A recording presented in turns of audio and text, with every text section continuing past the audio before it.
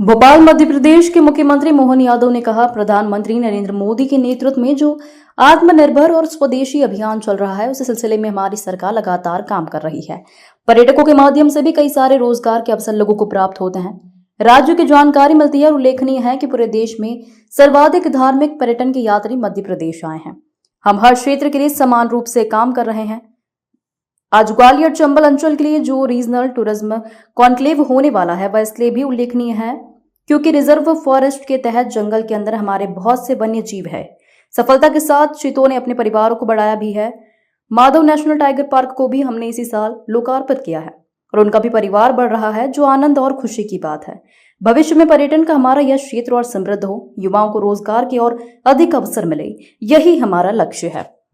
यशस्वी प्रधानमंत्री श्रीमान नरेंद्र मोदी जी के नेतृत्व में आत्मनिर्भर और स्वदेशी का अभियान जो चल रहा है, उसी सिलसिले में हमारी सरकार लगातार काम कर रही है।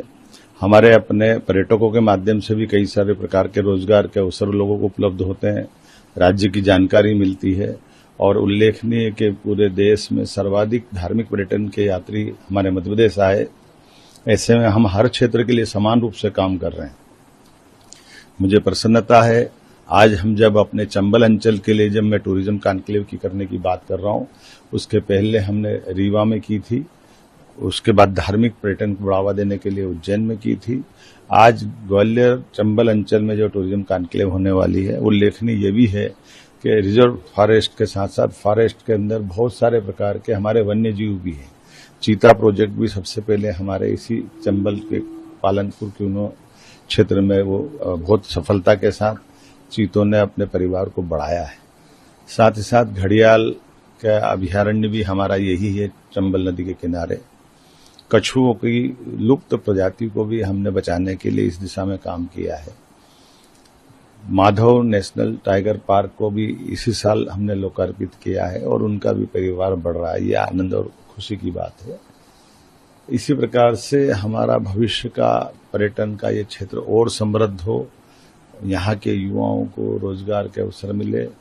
हमारी इस ऐतिहासिक पुरातात्विक यूनेस्को की ऐसी कई सारी धरोहर भी मध्य प्रदेश में है, जिस वर्ल्ड हेरिटेज के आधार पर भी लगभग 66 है वर्ल्ड हेरिटेज की प्रॉपर्टी देश भर में है।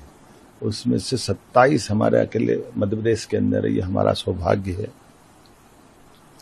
एक एक करके कई सारी चीजें हैं, लेकिन इस प्रत्येक काम के पीछे जो हमारी स्वदेशी की भावना है, राज्य की आत्मनिर्भरता की, विकास की संभावना है।